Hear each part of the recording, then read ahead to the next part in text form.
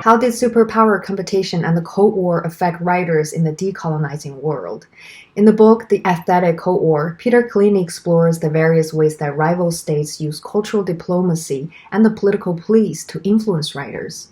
In response, many writers from Africa, Asia, and the Caribbean, such as Chinua Achebe, Mulk Raj Anand, Eileen Chang, C.L.R. James, Alice Guma, Doris Lessing, Ngũgĩ Thiong'o, and Wole Soyinka, carved out a vibrant conceptual space of aesthetic nonalignment, imagining a different and freer future for their work. Thank you for tuning in to The Global Novel. I'm Claire Hennessy. With me today is the book's author, Peter J. Kalliney. Dr. Kalliney is professor of English at the University of Kentucky. His books include Cities of Affluence and Anger, Commonwealth of Letters, and Modernism in the Global Context. Welcome to The Global Novel, Peter. Claire, thank you so much for having me. It's a real pleasure talking with you. I've been an admirer of your podcast for a little while now since I became aware of it. It's something that I can use not only for myself, for my students. So it's a real pleasure to speak with you today about my book. That's very kind of you, Peter. It does mean a lot to us as we are striving to produce high-quality content to make academic education in literature accessible to the world. So, to begin with, how did you get started on this fascinating project which reveals the almost unknown history of a post-war ideological fight in which US and Soviet Union manipulated and influenced each of their literary productions? What were those initial inspirations for you to embark on this project of intellectual history in the decolonizing era? Well, thanks so much for that kind introduction and for that opening question. I'll start off by giving you a quick and dirty overview of the project. The book has got a couple of main parts to it, and I'll describe them in a brief moment. But I started out with the fundamental question of how did the Cold War, especially the aesthetic rivalry between the United States and the Soviet Union during the Cold War period, which was really dominated by arguments about the function and use of aesthetics. The U.S. and its cultural intermediaries had long been proponents of free expression, especially free expression in the arts, and they often accused the Soviet Union of being too interventionist, telling writers what they could and couldn't say. The Soviet Union countered some of those claims by saying that writers had a responsibility to the state, and they had a right to expect support from the state as well. And they countered some of those accusations by saying that in the U.S. and in the capitalist countries more generally, writers had the freedom to say what they want, but also the freedom to be ignored by the marketplace. Soviet cultural figures argued that writers in North America and other parts of Western Europe were too beholden to what consumers wanted and to what large capitalist book interests wanted in the cultural marketplace. So each side was making arguments about what was the function of aesthetics, to whom should writers be responsible? Did they have a responsibility to the state and to the constituents of the state? Or do they have a responsibility to publishers and their shareholders? So this was one of the key arguments of the Cold War. And I started out the project by wondering, how did this argument affect the development of writing in what was then the decolonizing world, sometimes called the Third World. Now we would call the Global South. This was an argument raging between cultural figures in the US and Soviet Union. And very few people who studied literature from the Global South had considered this question in any depth. Most writers and most scholars who studied writing from the decolonizing world thought overwhelmingly about the relationship between the decolonizing world and the former imperialist countries of Western Europe, such as England and France, and to a lesser extent, Portugal and Holland. And very few writers and scholars had considered in any depth what the effect of the Cold War was. And this struck me as an interesting question because, of course, decolonization for much of the world happened at exactly the same time. It was coincidental with the Cold War, but not many scholars had considered the conjuncture of these two questions. Now, as I started doing my research on this topic, rather than do a thematic reading of literature, reading literary texts, novels and poems and plays and essays from the decolonizing world for signs of the Cold War, rather than do thematic or symptomatic readings of literature from the global South, I decided that I would concentrate my efforts on the two areas where the actions of the US and Soviet Union had affected the institutions and the development of literature in the global South. I'm thinking on the one hand of cultural diplomacy. So the US and the Soviet Union from the 1940s through the late 1980s were involved with various cultural diplomacy programs, as I called them. These were book and magazine publishing schemes that targeted writers and audiences from the global South. There were literary conferences, which I spend a great deal of time talking about in the book. There were radio programs. There were art tours, there were music concerts, there were libraries, there were magazines, there were translation schemes funded by the Soviet Union and United States that were featuring writers from the global South. So cultural diplomacy was one way that large states tried to influence writers from the global South, to woo them through sponsorship, as it were. And the other obvious mechanism that large states used to influence writing from the global South during this period was through censorship and through monitoring of writers. So on the one hand, I talk about cultural diplomacy initiatives that were part of the Cold War. And on the other hand, I talk a lot about the kinds of censorship and persecution that writers from the global South experienced. Like a lot of scholarly books, or at least the ones I've been involved with, it got started somewhat accidentally.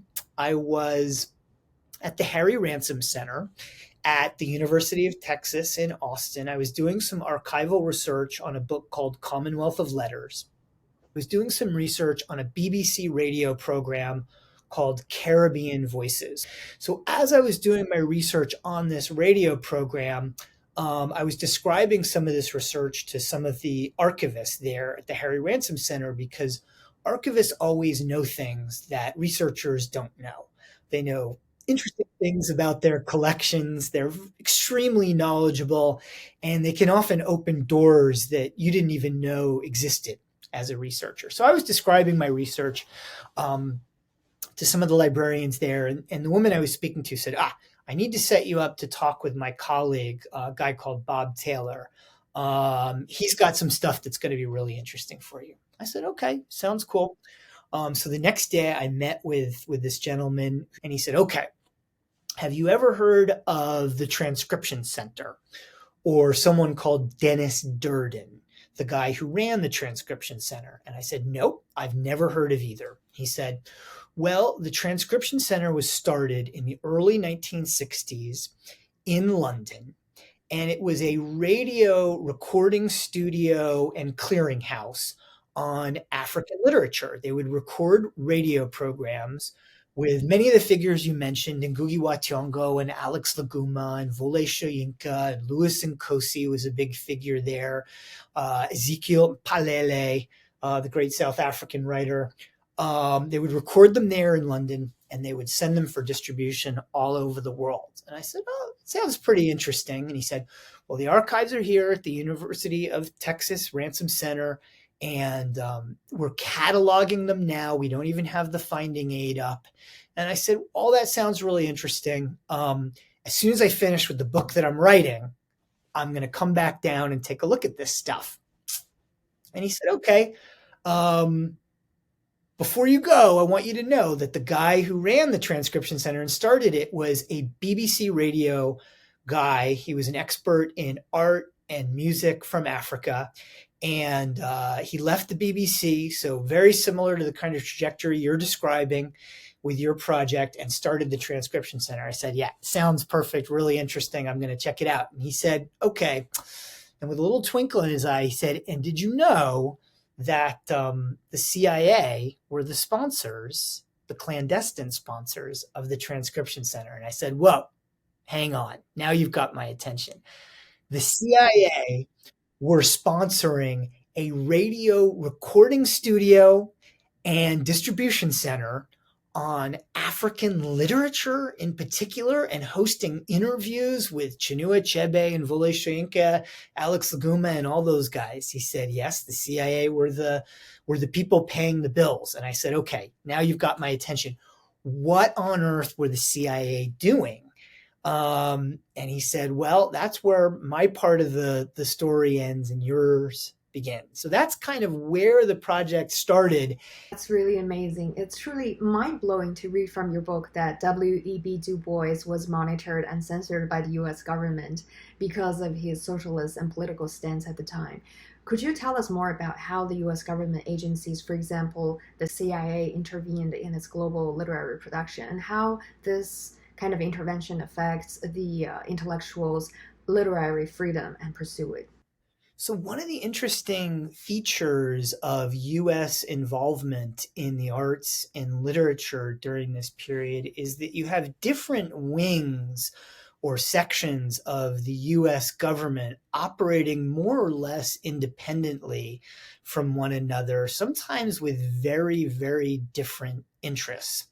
So we know the least in many ways about exactly what the CIA was up to, because their records, with the exception of the records of the Congress for Cultural Freedom, are not open to the public. The CIA has not opened up its records in any way that would allow us to scrutinize them. Through a sort of lucky quirk, we do have the records of the Congress for Cultural Freedom, because the CIA set it up as an independent nonprofit organization. And when the CIA withdrew its funding, all the records from this nonprofit eventually made their way to the University of Chicago's special collection, where they now are still. So we got lucky in many respects, because the CIA doesn't normally open up its records. One of the interesting facts about the CIA's involvement in the arts is that they were very, very conscious of the US having a very poor record internationally on race relations. So stories about racial discrimination in the Jim Crow South, for example, were exploited very mercilessly by the Soviet Union, who wanted to depict the Soviet Union as the natural ally and friends of people of color in the decolonizing world. And the CIA were very, very eager to counteract Soviet Union's influence in this area and contrast the influence of Jim Crow politics at home with what the CIA regarded as an enlightened and progressive attitude on questions of race internationally. So, for example, in the Congress for Cultural Freedom, they were very, very steadfast in condemning the policies of the apartheid government, for instance, in South Africa, which practiced racial discrimination. And we know from other parts of US foreign policy that the US was in many ways a Cold War ally of the South African apartheid government during this period. So the CIA acted sometimes semi-autonomously, I'll say, from what other parts of the US government were doing. The State Department had its own agenda in the context of not C.L.R. James, but W.E.B. Du Bois's career. The FBI had recommended that W.E.B. Du Bois not be granted a passport, that his passport be withheld, and the State Department largely agreed with that. And Du Bois had his passport suspended for many years during the 1940s, and he protested against this using legal means as well as using public relations. And an interesting thing changed in the latter part of the 1950s. Du Bois was invited to address an international arts and literature conference in Paris in 1956, the Présence Africaine Conference, the first Congress of Black writers and artists hosted at the Sorbonne in 1956. And Du Bois was invited to be a keynote speaker at that conference, and he couldn't attend because his passport request had been denied. And he wrote a telegram instead. And the effect of the telegram was saying to the audience that I'd like to show up at your conference and address you, but the fact of the matter is the US government is muzzling me and won't let me go abroad and speak my mind. And so the lesson that you should learn as Black intellectuals and artists and writers is that any African Americans who are allowed to travel abroad are towing the party line in the US. And because I have the courage to speak against it, they're not allowing me to travel. Well, this was highly embarrassing for the US government. Everybody who was in that audience, writers, artists, and intellectuals, immediately connected the dots as Du Bois had asked them to do. And this looked like an act of racial discrimination as well as political censorship. So the US government engaged in an interesting U-turn. Between 1956, when his passport was still suspended, and 1958, when he was invited to be a keynote speaker at the first Afro-Asian Writers Association conference, that's the Soviet cultural diplomacy mechanism. That was in 1958 in Tashkent, Uzbekistan, which is part of Central Asia, then part of the Soviet Union. Du Bois's passport had been reinstated, and he was able to travel to that conference. And this was partly because of the pressure, the international pressure that was created by Du Bois having the appearance of being censored and having his movements restricted because of his race and his political sensibilities. So the opinions of Black writers and artists from the decolonizing world mattered enough to the US government at this point that they could be forced into a very embarrassing U-turn over the case of W.E.B. Du Bois. I'll add one more thing quickly to your answer, and that is the FBI. So you've got the CIA doing some things, the State Department doing other things, and then you've got the FBI, which are the domestic political police in the US in the 1950s. They had a very aggressive monitoring policy where they were keeping tabs on all Black writers and intellectuals during this period. My colleague who teaches at the Washington University in St. Louis, William Maxwell, has got a great book about this, about the effect of the FBI on African writers, in particular called FBIs. And it makes an extensive case by looking at the FBI archives, the dossiers that they collected on African-American writers. What was an interesting feature of the FBI's monitoring program during this period is it also had a profound effect on Global South writers, especially Black writers who came to the United States.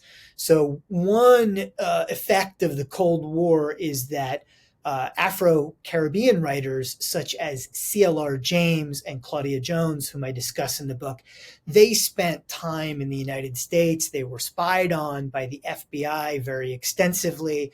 They were both held captive on Ellis Island. Claudia Jones spent time in a federal prison. Both were deported and both went to the United Kingdom after their deportation, where they were spied on by MI5 as well. So this was part of the kind of monitoring apparatus that I talk about at great length in this project. Right. And the other kind of governmental influence is through endorsing writers. It is a great surprise to learn from your book that the Chinese writer Eileen Chang was once endorsed by the US government. Since seldom do we question the background of how these transnational authors made their names in the US. So I think this is why your book is so appealing through debunking governmental activities behind these writers' success. And according to what you wrote, after having a good start of her literary career from Shanghai, Chang was offered an ideal literary refuge by the US because she was previously denied a national audience due to her inclinations towards the Japanese, who were and still are considered by the majority of the Chinese as the biggest moral enemy. So in the US, even though her feminist motifs would resonate with middle brow audiences primed to accept Asian literature or themes, Chang still didn't make it to the international fame at the time. I wonder if you could speak more on in what ways the soft power of the US failed to lead to the recognition of decolonizing writers such as Eileen Chang. Yeah, so there are a couple of interesting contrasts to be brought to the fore where the case of Chang is concerned.